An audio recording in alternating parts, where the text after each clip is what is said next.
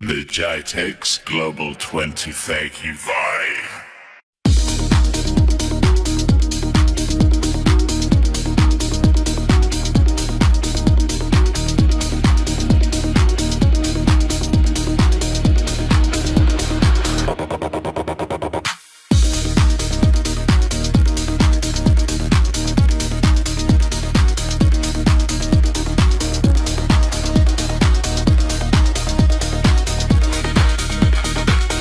Thank you for speaking to Arabian Reseller. Nice having you with us today. Pleasure's all mine. It's such a beautiful day. Good energy, good vibes all around Jitex. And yeah, it's been an awesome experience just being around so many new technologies over here. Let's talk about your key priorities for growth and value-added distribution in the Middle East region. For us, we haven't really changed too much. I mean, we've always stayed steady with the consistency and approach that we've always wanted to portray into the market. Having key fundamentals in terms of what's made us successful over the last 38 years, and just being mobile and adjustable enough to captivate new technologies and new experiences and new solutions to the client base that we do have. How is NMK aligning with Midwich Group's global expertise for the market, regional market needs? So we've definitely leveraged global attributes that they do really well in the UK and the rest of the world. But we've also included a lot of our sugar and spice into how we basically do things out here, and enabled a lot of key ways of enhancing business flows and business operations and experiences, and have passed the expertise locally that have happened throughout the years in the Middle East to the outside world as well. So I would say previously, everyone looked at the Middle East as being, education and experiences coming out and learning them from outside and bring them here. I think a lot of the times we're basically showing to the outside world that the Middle East has taken large leaps ahead and has really excelled into being key players into a lot of experiences. And likewise, similar to NMK and Midwich, we're educating a lot of team members that are anywhere else in the group, whether they're in Australia, Canada, Spain. We're teaching them how there is experience out here to basically be learned as well. And looking at the evolving, customer experiences, how is it reshaping the project delivery and timelines? If you've been in the Middle East for too long, you kind of always expect certain things. There's always been peaks and dips throughout the years that I've been out here. I've been out here for quite some time. The nice thing about the Middle East is that it's always ever changing, right? The experience teaches the decision makers, and then from there, people start to evolve and understand better. I think if you look across the region, each one is sort of playing a different fundamental role. The Middle East, Dubai specifically, has learned through a large event that they had during Expo, which gained them a lot of experience in terms of deliverables and what to expect and setting the expectations right. I think other territories around Dubai have some high expectations, but not necessarily the skill set to actually deliver as fast. So I think it's all a learning curve, and I know that they're all going to get there. All the countries are really leveling up. But it's also the ambition of the rulers and the countries and the companies that are in this territory. There's definitely been delays due to several factors, but there's so much ambition and so much energy towards where this region wants to go, which is really captivating. And for us, the way I see it is, although there's delays, it's about being consistent to your partners, the deliverables, the approach, supporting, with the people you support now, they're not going to forget. This is a market that really, if you do the wrong steps now, in harder times or in more challenging times, and you help them, you're going to get brownie points. If you hurt them, they're probably not going to talk to you ever again. So we've always tried that consistent approach from our side. When you look at the GCC region, where do you see most of the AAV demands coming in now? And how are you responding to that demand? I think every segment is growing. You see the data and the analytics that's coming from people moving from Europe and other parts of the world to Dubai.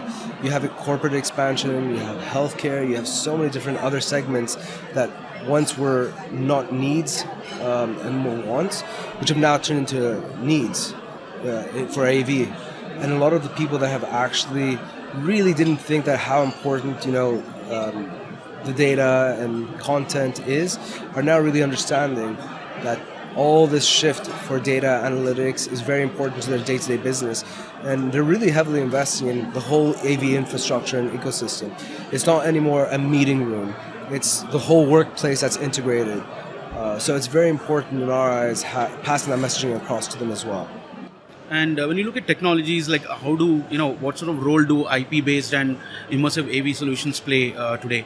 In the audio sector? I feel that, a lot of people throw that word immersive in very wrong ways, and very indirect ways to clients. And unless they have the understanding of what they're trying to figure out, I think that word can be played into a negative rather than a positive as well. When we talk about immersive and AI and all these big words, really getting that right messaging across the expectation and the client's need, it's very important. And doing it right, The first thing is, anything immersive is going to need the right content, right? And the right content, the client needs to know how much that content costs. Because you can build a beautiful structural AV infrastructure, but if you're not managing the content right and paying for the right content and delivering the right content, it's absolutely a waste, in my personal opinion. And you mentioned immersive and? IP-based. IP-based.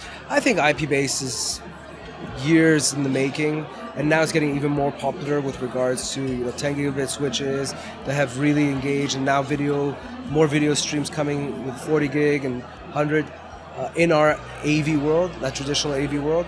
So I think it's a matter of time where more pro ITs people get more into the pro AV jobs, and you're starting to see this as well. You have the big likes of Meta, Google, all these people have their own production companies inside the actual agencies itself, doing everything on IP and just using it.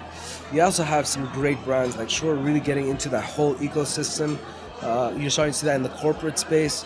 So for us, it's a no-brainer. I think IP-based solutions are really not only are they the future, but it's already past. I think people that haven't evolved and gone to that next level of IP and having IT knowledge in AV, I think it's going to be very hard for them to continue to deliver clients' expectations. And what sort of trends are you, looking at in the market, and how do you respond to that with the AV industry evolving? Trends? Trends in the audio industry. Well, I'll take it as a compliment. It's always great to see competition following you. So I'd like to say we kind of trend set quite a bit, from the booths to the logos, the marketing to the Facebooks, the LinkedIn posts. It's really good to actually see a lot of people following. It means that we're doing something right. I do really genuinely think that there's constant trends. You need to just be in the market, and I always think it leads from the top. If people are involved, engaged, and integrated into our network, into our AV industry, IT industry. If you're involved in the network itself, you're always going to see and understand the trends that are coming, right? Trends come, go, they get exciting, but then eventually they can also fade out very fast. So it's very important to really understand what leverage those trends do have, and if you want to be on that trend or you want to stick out and wait for it until it actually evolves. The big trend today obviously is AI. Like, you walk around GITEX, everything's AI here, AI there, AI, and which is really, you're seeing a lot of good projects, but a lot of disaster projects also in the making. And I think there's a lot of money being spent and wasted, spent in ripe areas, but also wasted in others, where I think people are captivated by the term that it can basically be a problem solver to anything you want, which is absolutely, in my personal opinion, completely wrong. I think there will be time and places for AI, and I think we're at its infancy, but it's really base core. And I think that if the people don't really put time and energy and effort to actually educate the AI to do what we need and require for our day-to-day, I think it can also be abusive in the wrong ways. So for me, I think the trend of it getting into a traditional market like AV is a good thing, but it's how it's also going to be accepted and integrated, and making sure that traditional companies in AV industry can digitalize themselves into that. We've always been telling our vendors, this is what's coming, and be the best at your ability. And one thing I can truly say about the Shure team, we went to some really good workshops last ISE, and we were talking to Copilot and all the different platforms.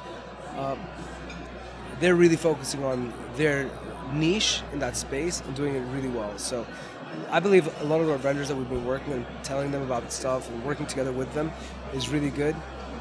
They're definitely on the right track. So I'm super excited about where this is going.